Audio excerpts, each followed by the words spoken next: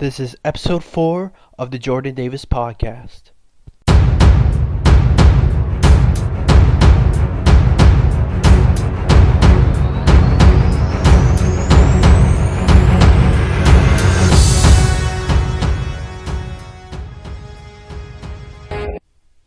Hello, welcome to the Jordan Davis podcast. I am your host, Jordan Davis, of course, and on this episode of the podcast, I'm going to be talking about Spider-Man. And the reason why I'm going to be talking about Spider-Man because he's going through some uncertainty. At least the people have uncertainty about the character. Not because he's been having because he hasn't. The Spider-Man Homecoming was one of the greatest Spider-Man films in a long time. But what I'm talking about, will Sony take Spider-Man out of the MCU and create their own new universe with the successful movie that was Venom? And I'm here to tell you that they're not. Here's why.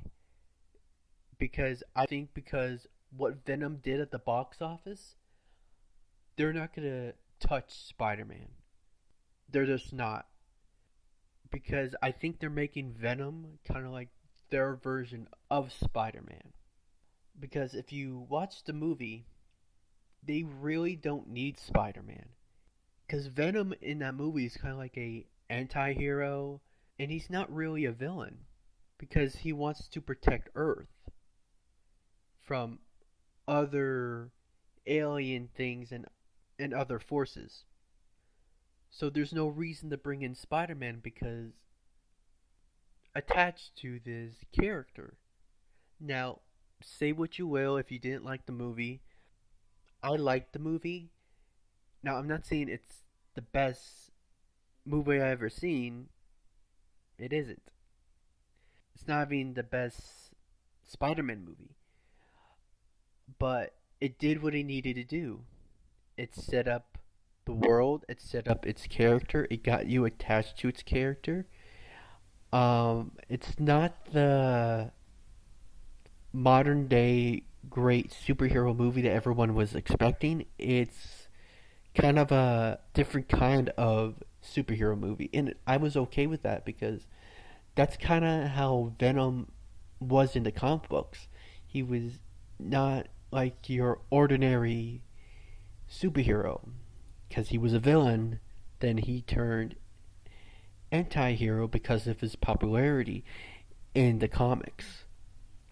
So, yeah, I thought the movie was good. The first act was really slow, and I think maybe that's why people didn't like it, because the first act was just so incredibly slow. And I think if they got to Venom much quicker, I think a lot of people will be more on board. But as we're looking at it right now, Venom has made $400 million worldwide at the box office. So yes, it's a success, and it's going to have a sequel. And there's going to be many more other spin-offs from the Spider-Man world without having Spider-Man in it. And that's still kind of weird to me that you don't have Spider-Man in it. But it looks like Venom's going to be their Spider-Man. Because there's also rumors of Kraven the Hunter have his own movie. And I think the idea of Kraven the Hunter hunting down Venom for either the government or something else, that's really cool. So, you really don't need Spider-Man. And what Marvel is doing with Spider-Man has been so great. They cast a great Peter Parker, a great Spider-Man that interacts with Iron Man, Captain America, even with Doctor Strange. So, I think he's perfectly fine in the MCU. And I think the success of Infinity War and in Avengers 4, or whatever the title is called, some people are saying it's Annihilation, but who knows? We won't really know until Marvel gives the official title out. But with Spider-Man coming back in Avengers 4 and being in his sequel, Spider-Man Far From Home, I think Marvel is really setting up Spider-Man for the long haul. He could be a leader of the Avengers.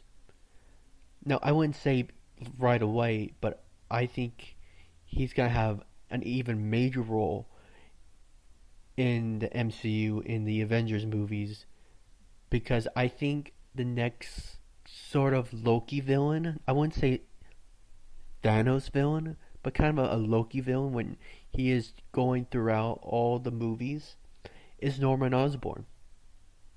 That's what I think. I think they have Dark Avengers coming up. They're going to have Norman Osborn be the leader of the Dark Avengers. I think kind of like they're going to set up Peter Parker's and Norman Osborn's relationship, how they set up Thor's and Loki's relationship throughout all the movies in phase 1 to phase 3. So that's what I think could happen, but that's just speculation. With Far From Home, there is a lot of great things that could happen in that movie, and from the set leaks, from who's in this movie, this could be one of the biggest and the most unique and different Spider-Man films we ever seen. It's going to be interesting to see where is Spider-Man after he got dusted in Infinity War. Where is his mindset? What is his feelings? Because we still have Avengers 4 to go, and we don't know how that affects him either. And we're going to find out next year. So it should be very interesting. When they re-snap everything and they put everything back to place, is everything gonna go back to normal? Is everything gonna be like it is before, or are some things going to change? Is the people in Peter's life going to change? That would be a very interesting way to go if this movie Far From Home is way different because of the snap, because of Thanos.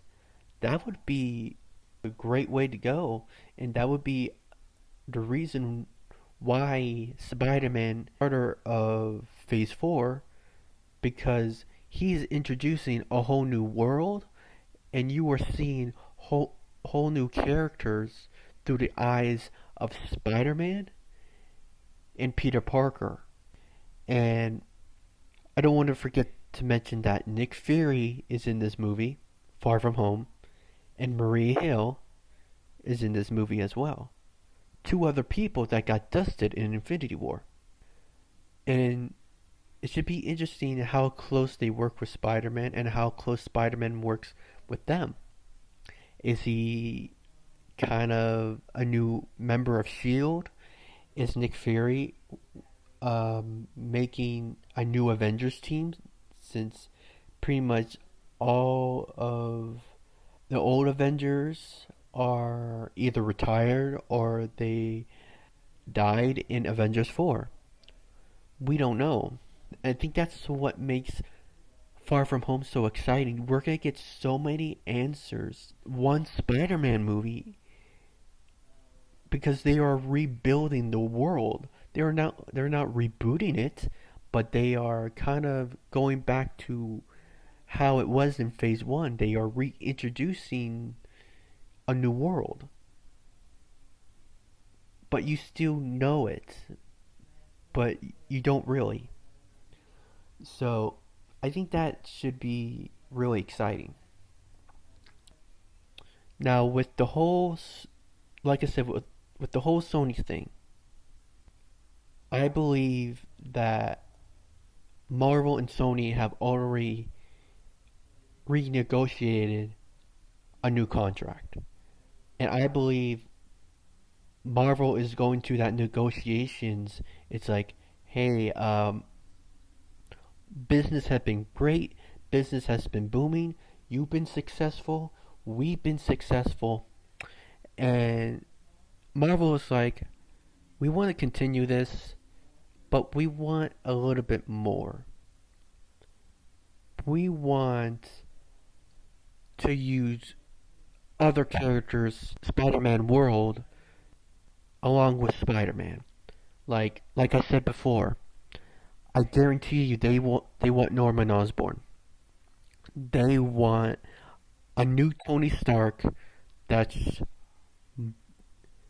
that's evil, that you grew attached to, that you know that person's evil, you know that person has flaws, but you want him to get better. And he might get better, but I think it's that relationship between Peter Parker and Norman that Kevin Feige really wants to draw out, like Loki and Thor. That could be a possibility. And with the MCU Phase 4, they can do so many things, so many great things. With the whole Fox and Disney deal, they have so many more options to do.